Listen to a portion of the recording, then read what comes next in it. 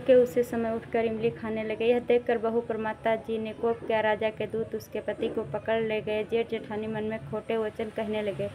लूट लूट कर धन इकट्ठे कर लाया था, सो राजा के दूत उसे पकड़ कर ले गए हैं। अब सब मालूम हो जाएगा जब जेल की रोटी खाएगा।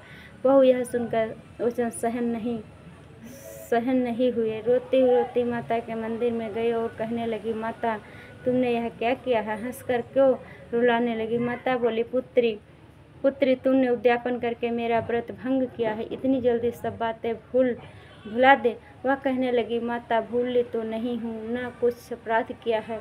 मुझे तो लड़के ने भूल में डाल दिया है। मैंने भूल से उन्हें पैसे दे दिया है। मुझे क्षमा करो माँ। माँ बोली, अब भूल मत करना।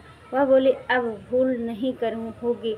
अब बताओ वह कैसे आवेगे? माँ बोली, पुत्री जा, तेरा पति तुझे रास्ते में आता ही मिलेगा।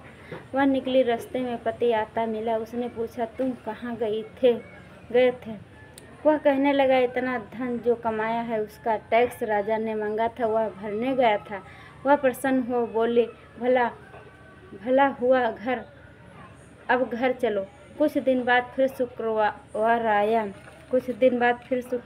आया।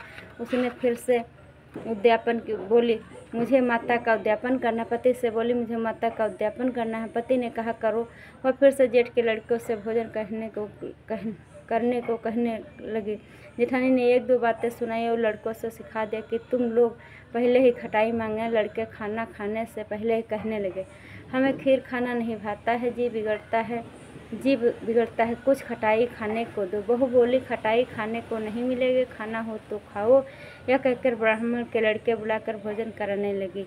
यथाशक्ति दक्षिणा की जगह एक एक फल उन्हें दिया, जिसमें संतोषी माता प्रसन्न हो गई। जय संतोषी माता।